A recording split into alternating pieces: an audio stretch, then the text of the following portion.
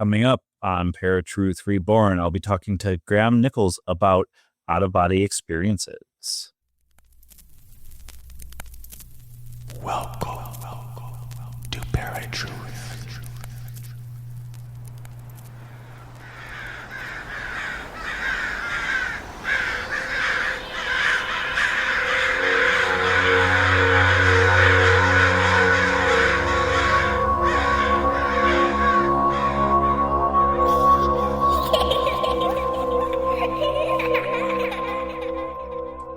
What's going on, ParaTruthers? Welcome to another episode of ParaTruth Reborn. My name is Justin, and I am very happy to welcome Graham Nicholls to the show to talk about out-of-body experiences. Graham, welcome to ParaTruth Reborn. Hi, thank you. It's good to be here. Now, what got you started in studying out-of-body experiences? Well, I guess having my own spontaneous experiences when I was around 11 or 12, and then learning to induce them a couple of years later. So it was kind of, it happened naturally to me. And then I wanted to understand what the experience was and learn more about it. And basically I heard about the concept. I don't really remember where I heard about it. It was maybe in a newspaper or on the television or something. But I heard about this concept of out-of-body experiences, and I had the sort of eureka moment. Oh, that's what happened to me. So that began the process of looking into it and read a book on the subject, and then discovered there was a teacher in London who was giving a lecture around that time as well.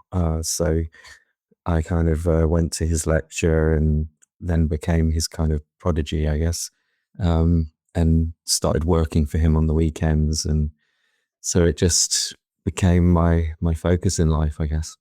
Okay. So I think a lot of people associate out-of-body experiences with near-death experiences. What's the difference? I think out-of-body experiences are a component of a near-death experience. An out-of-body experience can obviously happen completely independently of a near-death experience. Out-of-body experiences can arise from many different states of consciousness, whereas a near-death experience really is inducing an out-of-body experience because of a cardiac arrest or because of a situation where you're very close to death. It's not always cardiac arrest, but very, very close to a sort of death state. And then someone will have an out-of-body experience, and that can then develop into things like going down the tunnel that many people are aware of, meeting with loved ones who've passed over, that kind of description that we're all sort of familiar with. But yeah, so I think the out-of-body experience is really a component of that near-death situation. There's even the area of shared death experiences, which are less known about. And shared death experiences are when someone has an out-of-body experience at the same time as someone else is having a near-death experience or an actual death experience, and shares in that process. I had an experience like that when I witnessed a plane crash, basically the people who died in a plane crash. And I found myself in this misty, cloud-like environment. I witnessed all these people in a state of confusion, not really sure what was happening to them.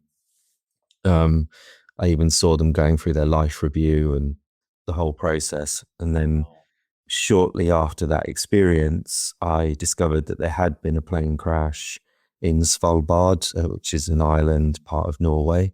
And it was sort of on the news the next day, or I don't remember exactly when they reported it, but after my experience, and I realized that it was at the same time that I'd had the out-of-body experience. So it all kind of correlated, and the description of the people were they were of Slavic descent. They were miners going to the island to do mining work, and I literally seen them as kind of manual workers, very kind of leathered appearance and that kind of thing. So yeah, that was a powerful experience because I could kind of verify it in the real world, essentially. So that's an example of a kind of shared death experience. That's that's fascinating that you had that experience, because I've heard of people astral projecting, which is typically considered an out of body experience in a sense, and doing like work on the astral plane while they're out of, out of their body. So it's fascinating that you had an experience that kind of correlates with that. Now, when you had your first experience at 11, what was that experience like? The very first experiences were quite fleeting. My memory of them is quite vague now, but essentially, they were quite unusual actually, because they weren't like most people tend to think of coming out of your body, looking back at yourself, laying on the bed, that kind of description. But it wasn't that at all. Those first experiences, I found myself kind of half a mile from where I actually lived, near to the school that I went to at the time, and I found myself sort of floating vertically off the ground, maybe hard to say, half a meter, something like that. But I was off the ground and I was observing the environment around me, and it was hyper vivid, hyper real. It was like I was physically there. The only difference was that I was off the ground, which obviously wouldn't be a normal scenario. So I didn't know what this was. I didn't know what I was experiencing. I wasn't asleep. So it wasn't like I knew it wasn't a dream. And I felt myself go into this sort of altered state. It was sort of like a trance state came over me, which is still how I do it now. I don't do it from sleep, which is often an assumption people make. I don't do it from sleep. I don't do it from sleep paralysis. I don't do it from lucid dreams. I do it from a trance state, basically a conscious waking trance state. And yeah, so that's kind of how it happened. And I just found myself in that location and was obviously surprised, startled, looked around at the environment. And then a few moments later, I found myself back in my body, back in my bedroom. So they were quite brief, kind of fleeting experiences, those early ones. But obviously they stayed in my memory, and I was kind of like, what was that? I had no language for it. I didn't know what it was, until I heard about this concept of out-of-body experiences. No, I mean, 11, 12 years old, that's a really young age to be having this experience. Was there a point that you um, thought it could be a dream, or when did you realize that, this is something more than just a dream? I don't think I really considered them to be dreams, because like I said, I was awake and conscious Mhm. when the state came over me, and it didn't feel like a dream in any way. And that's still the case today. And I've had my EEG observed now. I've done a lot of research with my own kind of using neurofeedback and things like that, sort of Mhm. EEG, that sort of thing, to look at my own brain states. I used that to sort of develop my own sound technology, which uses infrasound, infraliminal technology. So during the process of developing that, I did a lot of monitoring of my own brain state, monitoring when I was in the vibrational state, which is sort of the precursor to a lot of out of body experiences. One of them, I call them the transitional stages. There are others, like the void state, for example. That's another common one that people have. But the vibrations are the most common. And so I sort of observed what was going on with my own brain while the vibrations were happening, and then sort of developed the sound technology to kind of work with those same brain waves and replicate that out of body state, or the vibrational state anyway. So during that process, it was clear that I wasn't having rapid eye movement. I wasn't in the kind of brain waves that you would associate with sleep or with dreaming. Um, and then we have also, more recent science like fMRI research that's been done in Canada, for example, that where they took a a young woman who was able to induce out-of-body experiences pretty much consistently. And they put her in the fMRI scanner and looked at her brain state. And again, she wasn't having the brain waves that you would associate with dreaming or lucid dreaming. So we have quite a bit of research that sort of demonstrates that it's not just a dream state. Okay. Well, and I mean, just like the near-death experiences, I mean, if you can describe something that's in the room next door, you hadn't been in that room before, and you're taking part in an experiment like that, I would assume that you're not dreaming. So I completely get that. But from a young child's perspective, I almost wonder if it ever felt like a dream to you, but obviously it didn't. So trying to tell people this from that young of an age, how did people react to that?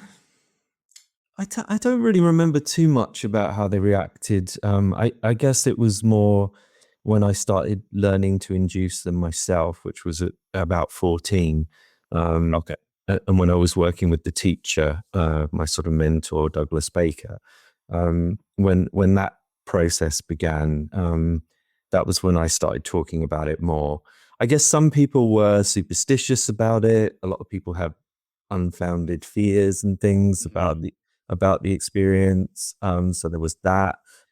Some people were just, skeptical, but not in an engaging way. They would just be like, "Oh, I don't really believe in that," and that was as far as the conversation went. So it wasn't like it was sort of like a big debate or anything like that. It was just, it was either disinterest or superstition or genuine interest. Those were the sort of three responses I had. I guess my parents were interested in a sort of, it's not my thing, but it's interesting kind of, that was sort of their attitude towards it, I guess.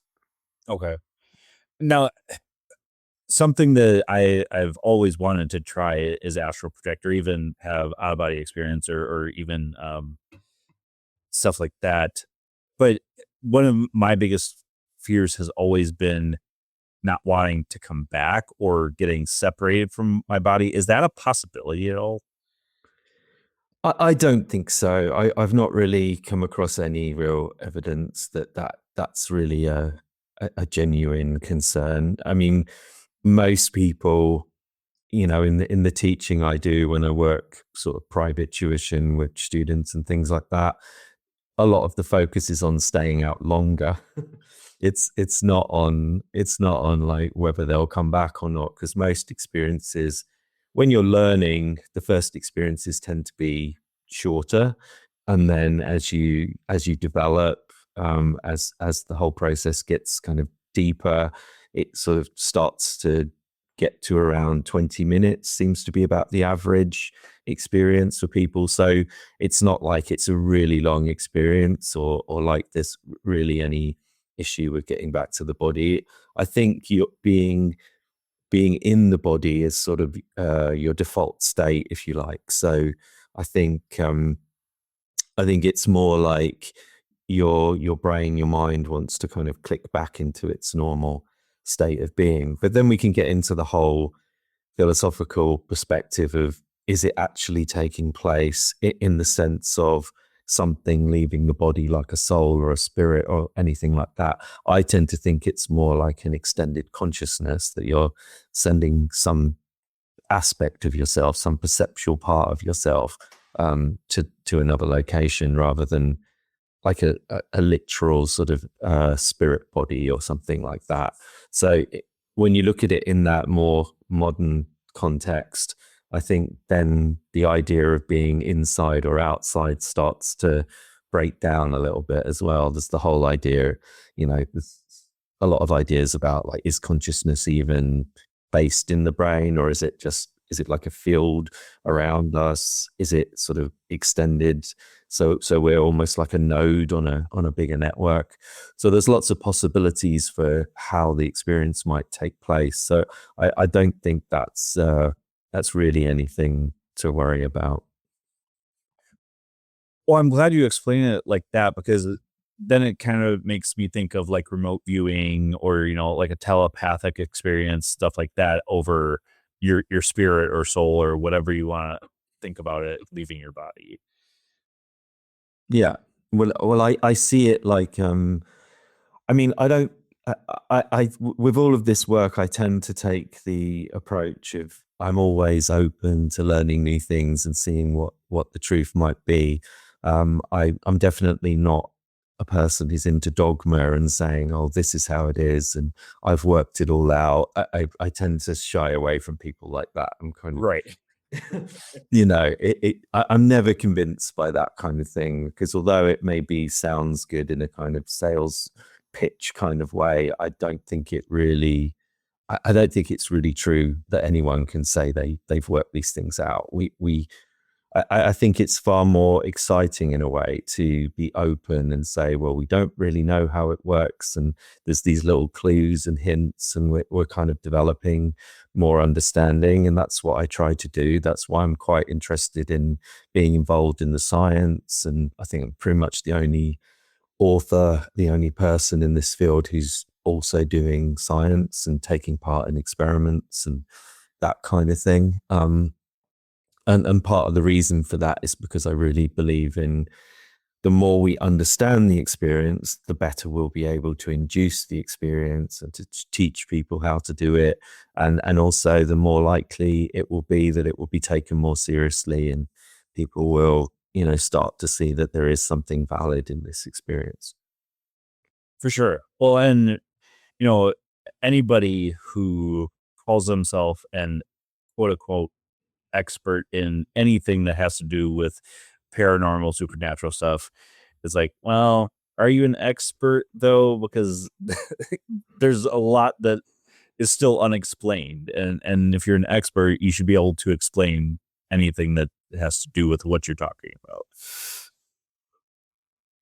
Well, to some degree, Yeah, I think expertise can be that you have a full knowledge of that's true. the current available information, the current available knowledge.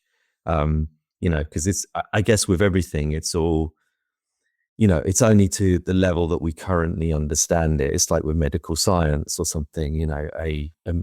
Someone can be an expert in brain science, but they're an expert in our current understanding of brain science.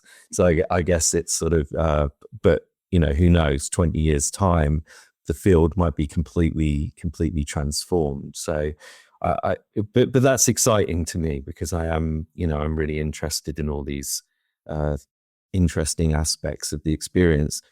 For example, I'm very interested in the visual perception in OBEs, because you're talking about seeing things in another room or whatever. Mhm. Well, in order to do that and understand that, we need to understand how vision works in an out of body experience. Often it's just assumed that it's exactly the same as it is in any other, situation, like in normal everyday life. But of course, why would it be like that? You're in a completely different altered state of consciousness. You're perceiving things in a completely different way. So why would vision work in the same way? And we have all these clues, like, for example, the cerulean state, as I call it, which is this sort of blue-gray state of vision that I've had in several of my verified witnessed experiences, especially my sort of most famous, the sort of Soho precognitive experience that I had, where I was in a room with 4 other people, teaching them the G technique, which is one of the methods I use to induce an out-of-body experience. Mm. And I went into quite a deep trance state, went out of body, found myself in Soho in central London, and I witnessed a bombing, an explosion coming out from a pub, a bar at the far end of the street, and then told everyone in the room what I perceived, and that I felt that this was a precognitive experience. It was one of the deepest experiences I've ever had. Several of the people there had to sort of try and coax me back to consciousness, because I was very, very deep in this sort of altered state. But when I did come back, to the room. I described everything that happened, and then 5 days later, there was a bombing in that exact street, in a bar, in the location that I said. If people are interested, there's a video with one of the witnesses describing it as well. You can on my website or on YouTube.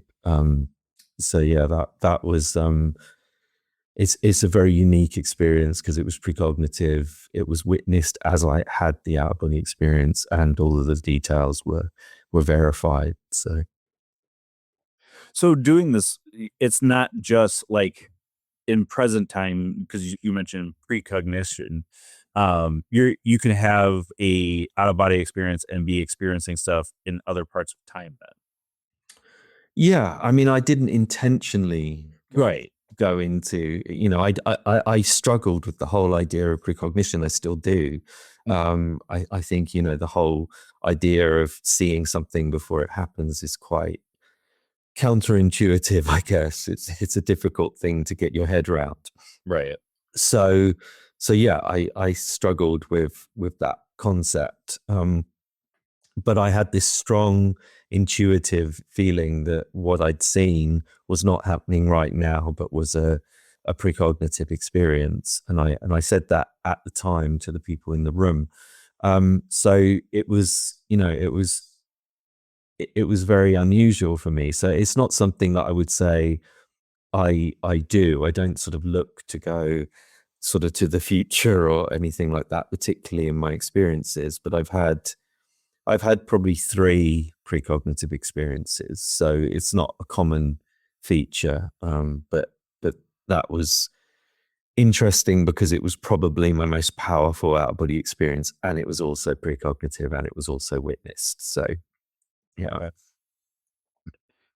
Now, can anybody do this or learn how to do this? I think within reason, yeah. I mean, with my private tuition and courses and things that I teach, I think most people can get to a sort of reasonable level if they do it consistently. That's really the key. The big mistake, this is a really good piece of advice, because the big mistake that most people make is that they jump from technique to technique. And I think with OBEs, it's a bit like muscle memory. You need to consistently do the practice, even if it becomes tedious, even if you feel like you're not making progress. You have to kind of stick with it and be consistent with the technique. When I learned to induce my own experiences, I just had one basic technique that I'd read in this book by Janet Lee Mitchell, a parapsychologist, and I just did that technique relentlessly because it was the only one I had. And I think that was actually part of why I ended up being successful. But it did take 6 months for me to get to that point, even though I'd had a few spontaneous experiences already.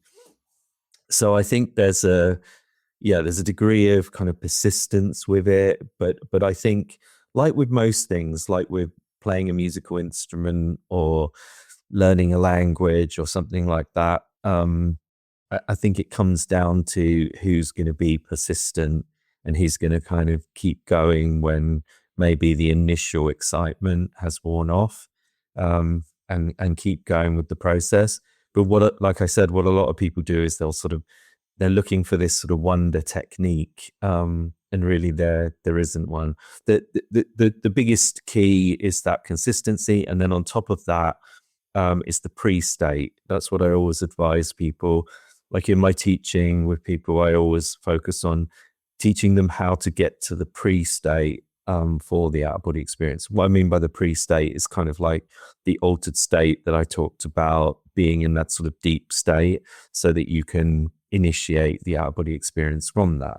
Because again, what a lot of people do is they learn a technique, say online, they look up a technique, and then they try to apply that technique without being in a sort of altered state to start with, or they just try to get into sleep paralysis or something like that.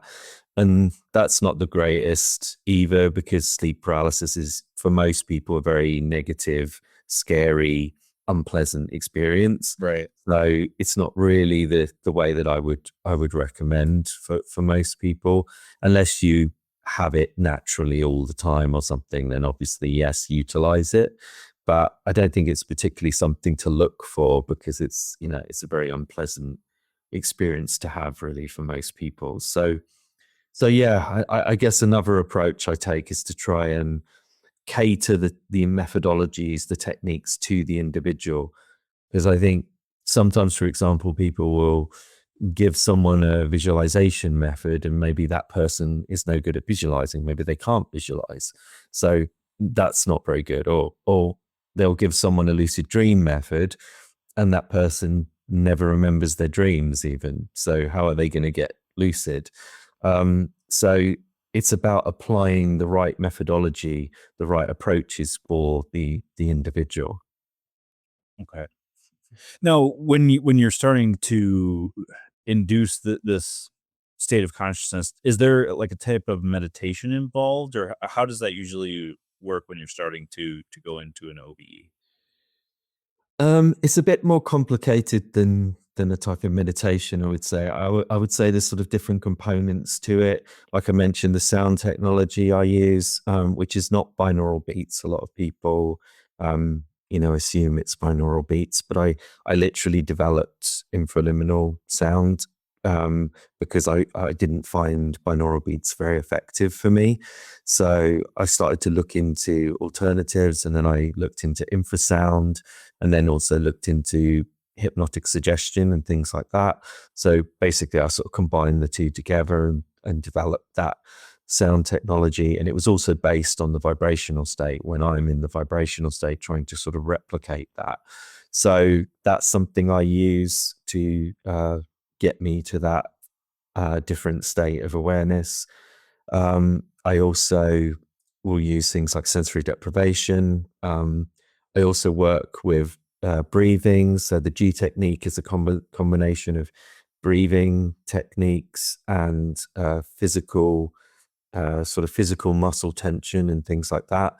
So it's essentially creating a complete physiological shift into a different state that then facilitates the out of body experience. So there's a sort of meditational component within all that, but it needs to have the complete sort of holistic package, I'd say, to be most effective.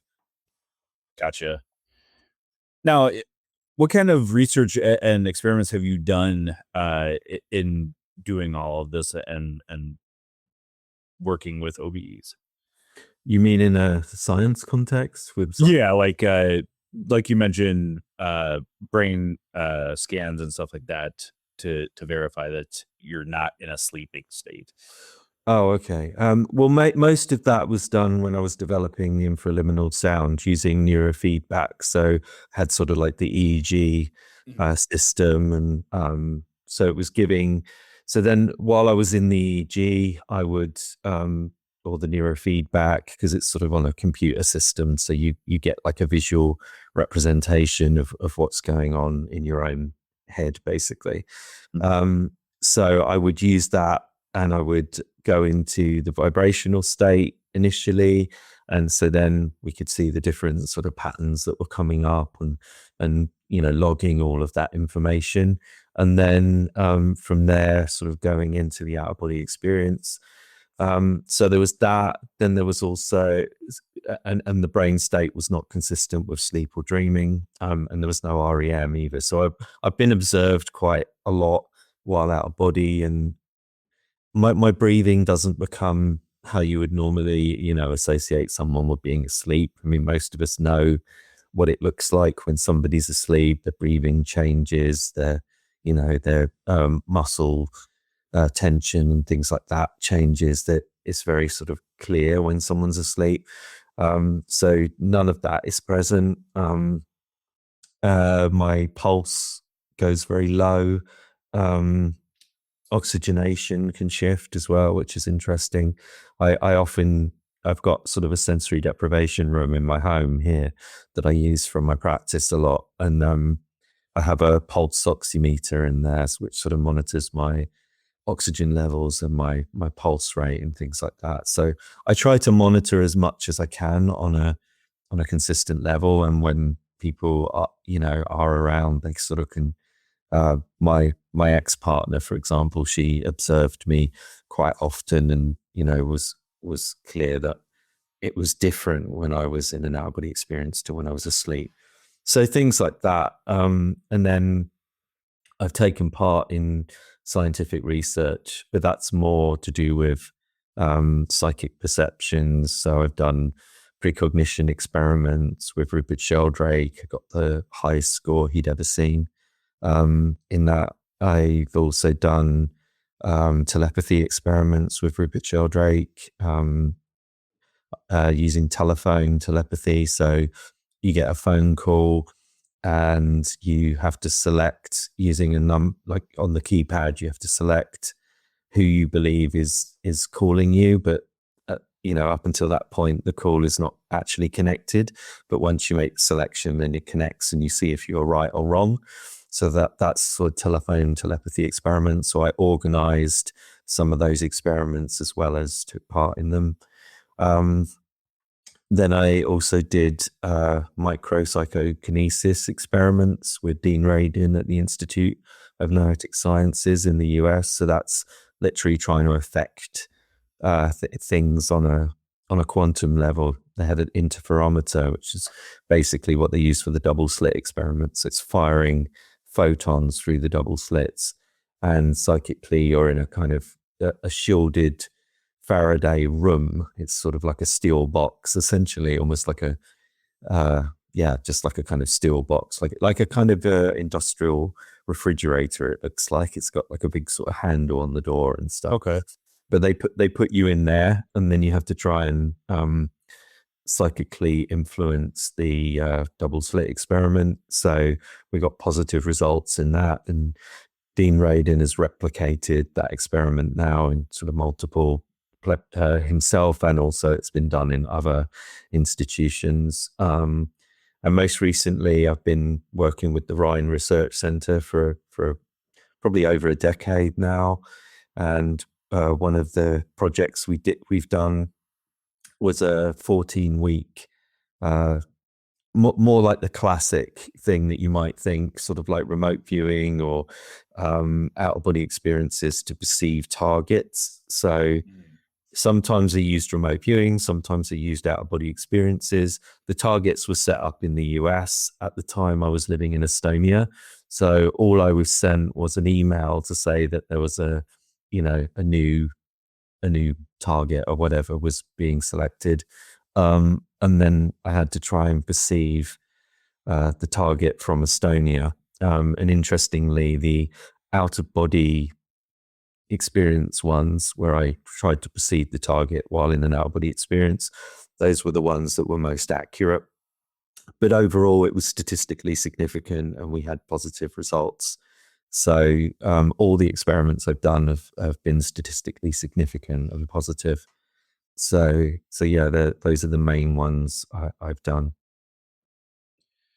Now, has there ever been an experience that was kind of, and this is going to sound weird, outside the norm of your normal OBE experiences? Can you be a bit more? What do you mean by outside the norm? Like for example, you had an out-of-body experience on another planet or in a astral projective state, stuff like that. Well, I've had experiences on other levels, like the one I mentioned with the shared death experience. I've had a lot on those other levels, but I guess I'm always a bit cautious with that because it's tricky to I guess to say how objective, how definite those kinds of experiences are, and in the many decades that I've sort of been exploring this, I've seen this tendency that I guess most people have, most humans have, me included. I'm not separating myself in that sense, to kind of get caught in your own interpretation of things. and I guess going back to that sort of, that I like to keep an open mind and open perception. I try not to sort of assume what it is that I'm seeing. So I tend to be more cautious about those kinds of experiences. But in terms of planets and that kind of stuff, I've had a few experiences. Actually, one that was kind of semi-verified as well, where I initially thought I was moving over the surface of the moon, our local moon. Okay. And it had all the sort of craters and looked grey and, you know, everything like I would expect of the moon. But then I came upon this distinctive ridge running through the moon that was sort of greenish and, you know, was quite prominent, like right across the surface of the moon. Okay. And that was really interesting because I was like, well, this obviously isn't Right. local moon. This is obviously somewhere else. So kind of where am I? So I tried to sort of note, if you like, as much as I could about the environment. And then afterwards, I went online and I typed in all of the details that I was able to perceive, the main one being the ridge. And to my surprise, a moon came up that matched all the criteria, all the things I'd perceived, which was Ipetus, which is one of I think it's the third largest moon of Saturn. Okay. So yeah, that was a really interesting experience because it was kind of somewhat verified. I mean, obviously it could have been wrong, but it seemed to match in every way what I perceived in the experience. Right. Now, have you ever had an experience that frightened you or startled you in any way?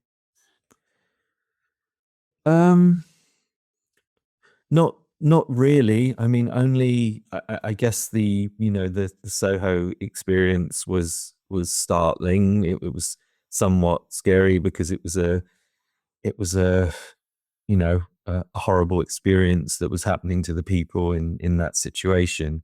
But other than that, no, I haven't, because I don't do it via sleep paralysis, for example. I don't tend to have, like, if you do it that way, there's all the kind of sleep paralysis is associated with, the crone and these sort of little creatures and things like that. It's more often, which I don't think are objectively real. I think they're hallucinations. I think they're part of your dreaming mind, when you're in that paralyzed state. So you're having kind of like a waking nightmare.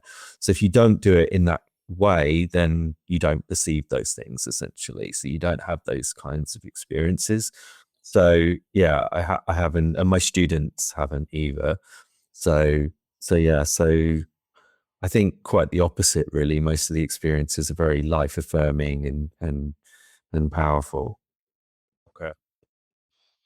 Now, on that same note, and you kind of already addressed it, but can OBEs be dangerous in any way at all?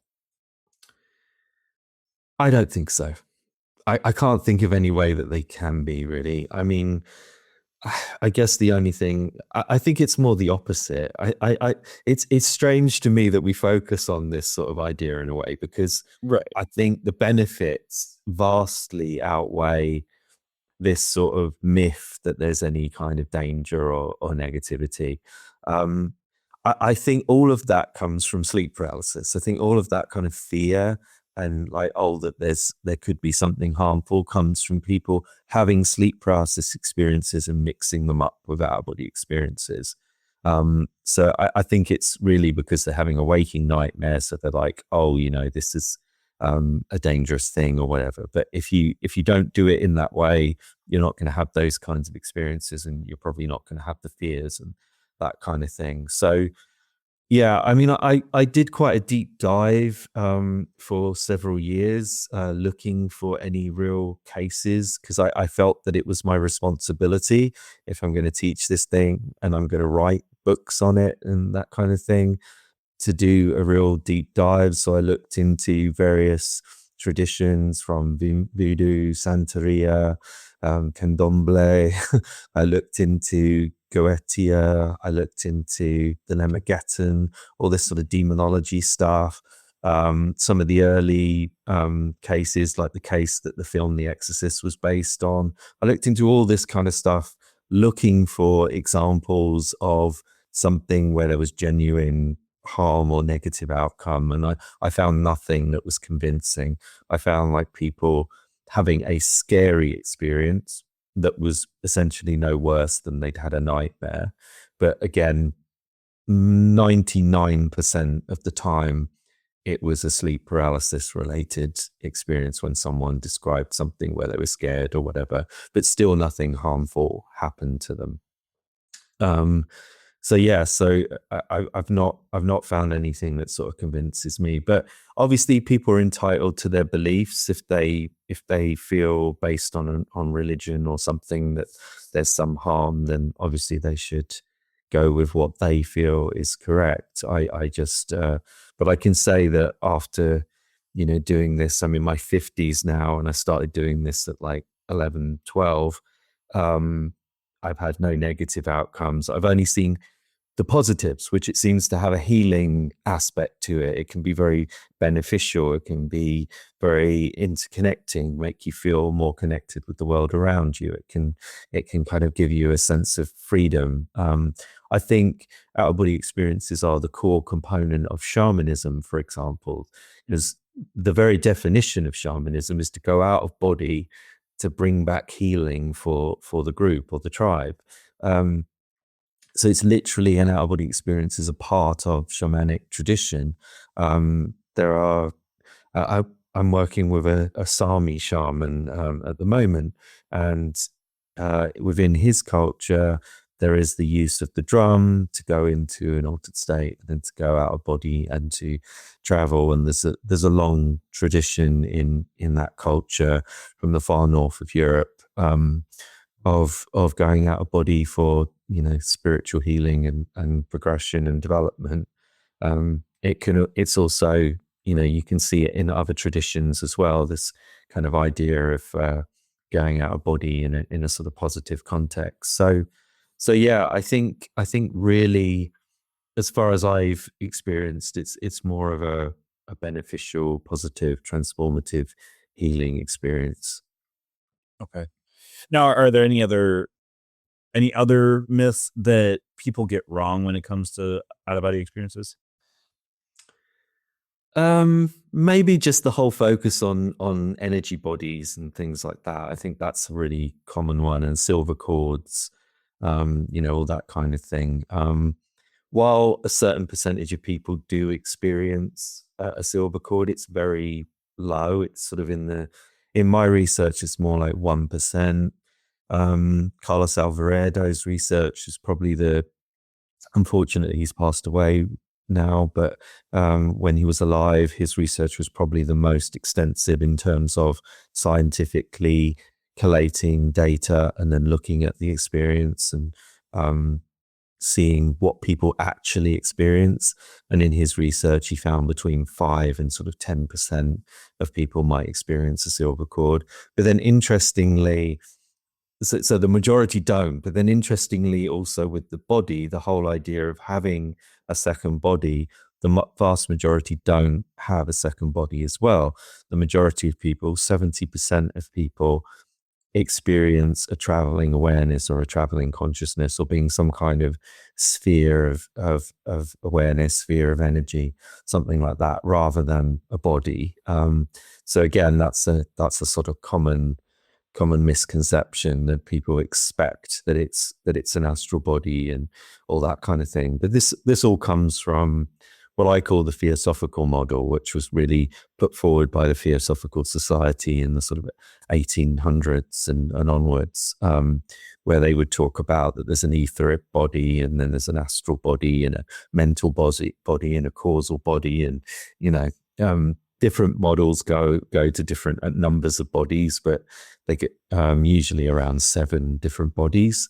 Whereas in New Age literature, it's sort of been refined down to maybe 3, predominantly the etheric and the astral.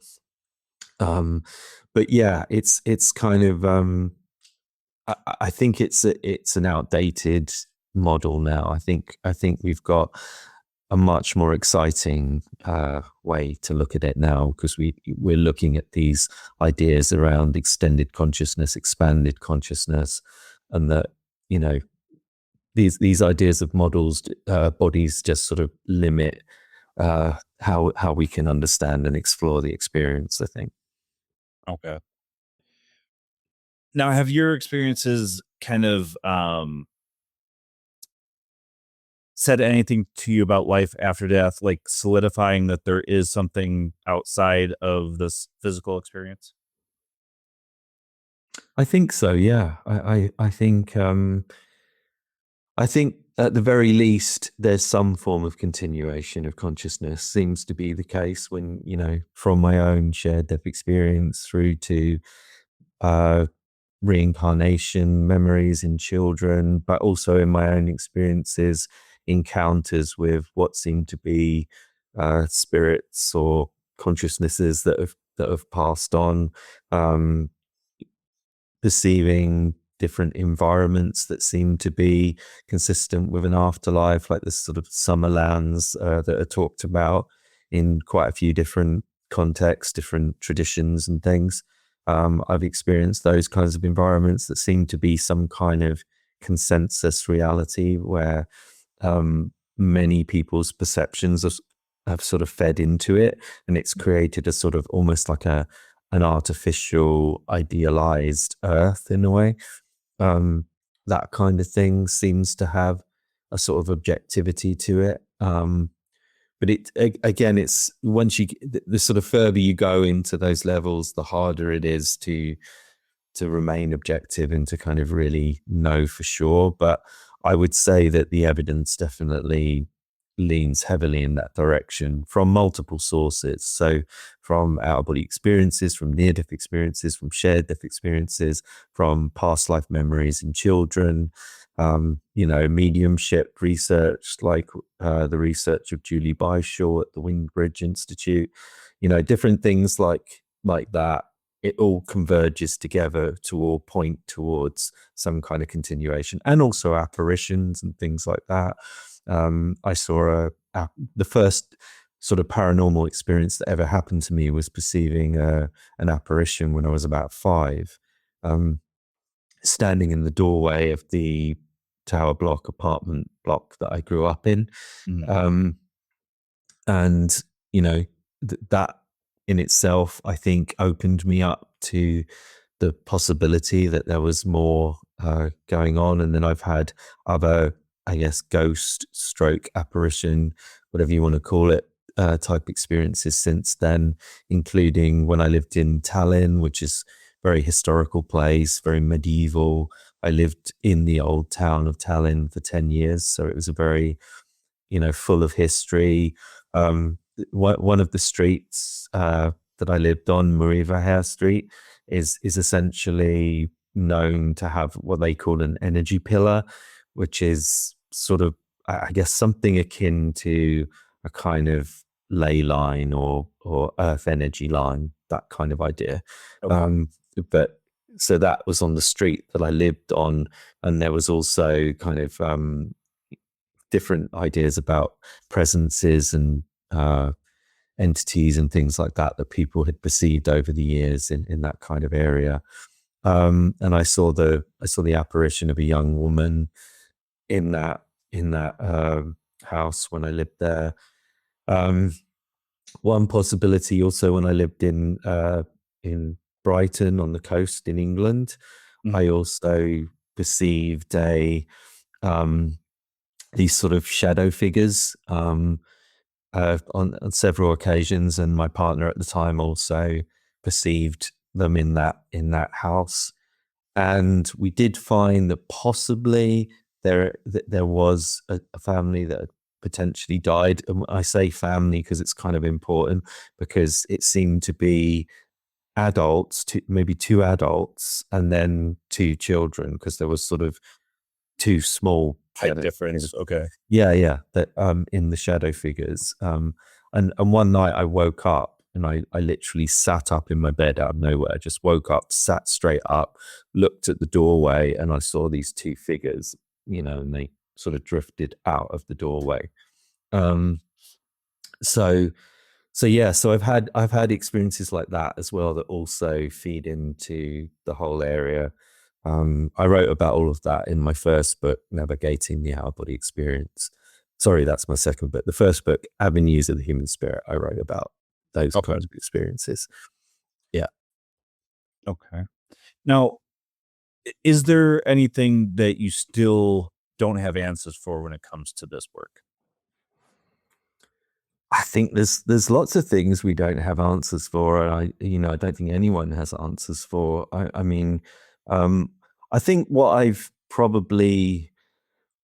I'm most confident about and what I've developed the most knowledge of, in the sense that we can be confident of, it is the techniques and the methodologies and how to sort of induce the experiences. Um, in terms of what exactly the experience is, that's a lot more tricky to understand, because there's different levels to it as well. Because even if we define an out-of-body experience, there's what it feels like to the individual, what it feels like to me when I have that experience. That's one level. Then there's also what might actually be going on in more of a scientific sense. That's a completely different level, because the two don't really match up. They seem to have they seem to be quite distinct. So it seems like we're dealing with a partly psychological construct type experience, and then a partly something non-physical, something beyond the brain, something that's sort of to do with the extended mind, or maybe quantum mechanics, something like that. There's various scientists who put forward that idea, like Sir Roger Penrose or Brian Josephson, who won the Nobel Prize for Physics. He thinks psychic abilities are probably to do with entanglement. So that's kind of the most popular idea for how it might all be working, but we don't really know. So there's a lot still unknown about the experience, really. But yeah, the things we can be confident about are we understand the mechanisms for inducing the experience quite well now. We understand maybe the limits of what's possible within the experience, at least in terms of scientific research. We know kind of how powerful the experience can be, and we know like what can't really be done, or at least has never been demonstrated so far. So if it can be done, it's very, very rare. So that kind of things. So yeah. Okay. Now, what is your hope that people take away from your work? I think I want, ultimately I want them to have their own experiences. I think I don't want it to be about me primarily. I mean, I see my experiences and sharing what I've done, and by doing the scientific experiments and things like that, I hope that it gives people more of a sense of confidence that these things are possible. Because obviously there's a lot of people who are just saying, oh yeah, I go to all these different levels and I do all this stuff, but they're not offering any witness cases. They're not offering any, science that they've done with any actual researchers or anything like that. So it's just, you don't know whether this is just sort of all in their mind. They're not sort of trying to test any of that, or prove any of that in any kind of genuine way. So I hope that my work brings in a bit more of that rationality, and for the people who do have maybe a little bit more skeptical minds, maybe my work kind of appeals to those people a bit more, and they can be a bit more sort of confident in that. But ultimately, I want people to have their own experiences. I don't want it to be about me. I want it to be about my work can open the door to allow other people to have their own experiences. So that's with the second book. The first book I wrote, Avenues of the Human Spirit, is kind of my journey. It's like the experiences I've had. It's the things I've perceived. It's sort of, and there's maybe the spiritual insights that those experiences have given me. The second book, Navigating the Out of Body Experience, is more like how to do it, and how what I've learned over the years in terms of mechanisms. And I've just updated that book just, a few months ago. So it first came out in 2012, and now I've done a complete revised, updated version now.